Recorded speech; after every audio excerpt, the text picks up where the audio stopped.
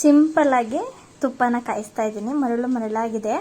ಆದರೆ ನಾನು ಇವತ್ತೇನು ಮನೆಯಲ್ಲಿ ತೆಗೆದಿರೋ ಬೆಣ್ಣೆಯಿಂದ ಏನು ತುಪ್ಪ ಕಾಯಿಸ್ತಾ ಇಲ್ಲ.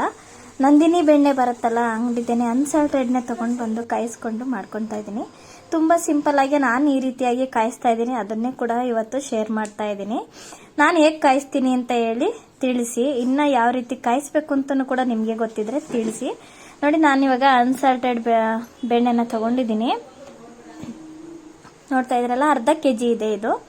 ಇದನ್ನು ತಗೊಂಡ್ಬಿಟ್ಟು ನಾನಿವಾಗ ಒಂದು ದೊಡ್ಡ ಪಾತ್ರೆ, ಅಂದರೆ ಸ್ವಲ್ಪ ದಪ್ಪ ತಳ ಪಾತ್ರೆನ ತಗೊಂತೀನಿ. ಯಾವಾಗೂ ಅಷ್ಟೇ ನಾನು ಹಿಂಗೆ ಮಾಡೋದು.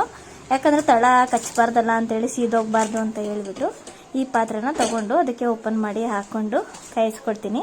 ಅಂದರೆ ಈ ತುಪ್ಪ ಕಾಯಿಸುವಾಗ ಮಾತ್ರ ತುಂಬ ತಾಳ್ಮೆಯಿಂದ ನಿಧಾನವಾಗಿ ಕಾಯಿಸ್ಬೇಕು. ಯಾಕಂದರೆ ಸೀದೋಗ್ಬಿಟ್ರೆ ವೇಸ್ಟ್ ಅದು. ಹಾಗಾಗಿ ನಾನು ಇವಾಗ ಕಾಯಿಸೋದಕ್ಕೆ ಏನೇನು ಬೇಕು ಅಂತ ತೊಗೊಂಡಿದ್ದೀನಿ ನೋಡಿ.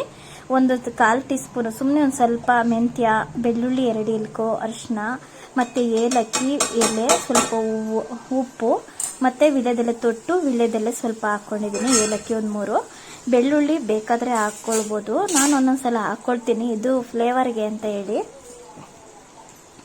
ಚೆನ್ನಾಗಿರುತ್ತೆ ಅಂತ ಹಾಕ್ಕೊಂಡಿದ್ದೀನಿ.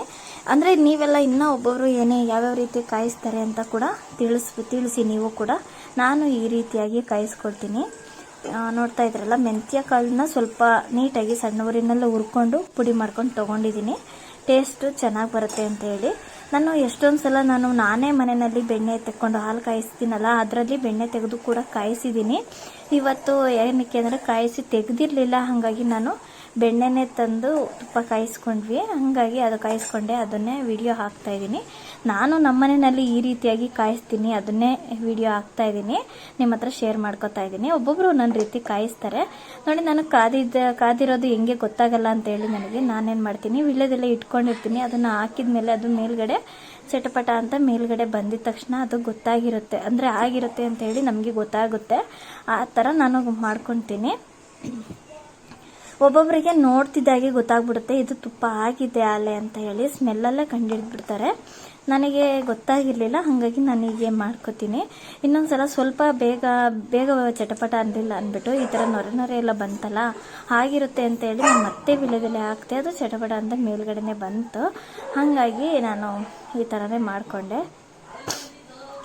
ನೋಡ್ತಾ ಇದ್ರಲ್ಲ, ಈಗ ಇಲ್ಲಿಗೆ ಕಾದಿದೆ ಅಂತೇಳಿ ತಳನೂ ಎಲ್ಲ ಸ್ವಲ್ಪ ಕಲರ್ ಚೇಂಜ್ ಆಯ್ತಲ್ಲ, ಹಾಗಾಗಿ ಎತ್ತಿಟ್ಟೆ. ನೋಡ್ತಾ ಇದ್ರಲ್ಲ, ಇದು ತಳದಲ್ಲಿ ಇದೆಲ್ಲ ಇರುತ್ತಲ್ಲ, ಅದೆಲ್ಲ ಒಂದು ಸ್ವಲ್ಪ ಕಲರ್ ಚೇಂಜ್ ಆಗಿತ್ತು, ಎತ್ತಿ ಇಟ್ಕೊಂಡೆ. ಇವಾಗ ನಾನು ಒಂದು ಬಾಕ್ಸ್ಗೆ ಒಣಗಿರೋ ಬಾಕ್ಸು ಮತ್ತು ಸೋಸೋದನ್ನು ಕೂಡ ತೊಳೆದು ಒಣಗಿಸಿ ಎತ್ತಿ ಇಟ್ಕೊಂಡಿದ್ದೆ. ಫಸ್ಟೇ ತೇವಾಂಶ ಇರಬಾರ್ದು ಅಂತ ಹೇಳ್ಬಿಟ್ಟು. ನಾನು ಯಾವಾಗೂ ರೆಗ್ಯುಲರ್ ಕಾಯಿಸ್ತೀನಲ್ಲ, ಅರ್ಧ kg ಬೆಣ್ಣೆಗೆ ಈ ಬಾಕ್ಸು ಕರೆಕ್ಟಾಗಿ ಫುಲ್ ಆಗುತ್ತೆ. ಈ ಬಾಕ್ಸ್ನೇ ರೆಡಿ ಇಟ್ಕೊಂಡಿರ್ತೀನಿ ಯಾವಾಗೂ ಅಷ್ಟೇ. ಇದು ತುಪ್ಪ ಕಾಯಿಸಿ ಎತ್ತಿಡೋದಕ್ಕೆ ಅಂತಲೇ ಒಂದು ಬಾಕ್ಸ್ ಇಟ್ಟಿರ್ತೀನಿ. ನೋಡ್ತಾ ಇದ್ರಲ್ಲ, ಅಂದರೆ ಈ ಥರ ತುಪ್ಪ ನಾವೇ ಮನೆಯಲ್ಲಿ ಕಾಯಿಸ್ಕೊಂಡು ತಗೊಳ್ಳೋದು. ನಾವು ಯಾವಾಗೂ ಅಷ್ಟೇ, ನಾವು GRB ಹತ್ರ ಎಲ್ಲ ತರೋದೇ ಕಡಿಮೆ. ಅದು ನಾವು ಆಲ್ಮೋಸ್ಟ್ ಜಾಸ್ತಿ ತರೋದೇ ಇಲ್ಲ. ಈ ಥರ ಬೆಣ್ಣೆ ತಂದುಬಿಟ್ಟು ಮನೆಯಲ್ಲಿ ಕಾಯಿಸ್ಕೊಳ್ಳೋದೆ ಒಂಥರ ಟೇಸ್ಟ್ ಚೆನ್ನಾಗಿರುತ್ತೆ, ರುಚಿ ಅಂತೂ ಸಖತ್ತಾಗಿರುತ್ತೆ. ಅನ್ನ ಸಾಂಬಾರ್ ಜೊತೆಗೆ ಮತ್ತು ಮಸೊಪ್ಪು ಅನ್ನಕ್ಕಂತೂ ಒಳ್ಳೆ ಕಾಂಬಿನೇಷನ್ನು. ನಾನು ಇವಾಗ ಕಾಯಿಸಿದ ತಕ್ಷಣ ನೋಡಿ, ಇವತ್ತು ನಾನು ಮಸೊಪ್ಪು ಮಾಡಿದ್ದೆ. ಇದು ನೆನ್ನೆ ನೈಟ್ ವಿಡಿಯೋ ಇದು ನೋಡಿ. ಇದನ್ನು ಮಸೊಪ್ಪಿಗೆ ಮಕ್ಳಿಗೆ ಹಾಕ್ಕೊಟ್ಟೆ, ತಿಂದರು ನೋಡಿ. ಬಾಕ್ಸಲ್ಲಿ ನೋಡ್ತಾ ಇದ್ದೀರಲ್ಲ, ಹೇಗೆ ಬೆಳಗ್ಗೆಗೆ ತೋರಿಸ್ತಾ ಇದ್ದೀನಿ. ಬೆಳಗ್ಗೆಗೆ ಈ ಥರ ಆಗಿದೆ. ಅಂದರೆ ಇದು ಈಗ ಒಂದು ಸ್ವಲ್ಪ ಥಂಡಿ ಇರೋದ್ರಿಂದ ಸ್ವಲ್ಪ ಬೇಗ ಗಟ್ಟಿಯಾಗಲ್ಲ. ನಾಳೆಗೆ ಇನ್ನೂ ಚೆನ್ನಾಗಿರುತ್ತೆ. ಸ್ವಲ್ಪ ಮರಳಾಗಿ ಸಖತ್ತಾಗಿತ್ತು. ನಾನಿವತ್ತು ತಿಂಡಿ ಖಾರ ಪೊಂಗಲ್ ಮಾಡಿದ್ದೆ. ಇವತ್ತು ಖಾರ ಪೊಂಗಲ್ಗೂ ಕೂಡ ತುಪ್ಪ ಹಾಕ್ಕೊಂಡು, ತುಪ್ಪ ಇದ್ರೇ ನಾವು ಖಾರ ಪೊಂಗಲ್ ಮತ್ತು ಬಿಸಿಬೇಳೆಭಾತ್ ಎಲ್ಲ ಮಾಡೋದು. ಎಲ್ರಿಗೂ ನಮಸ್ಕಾರ.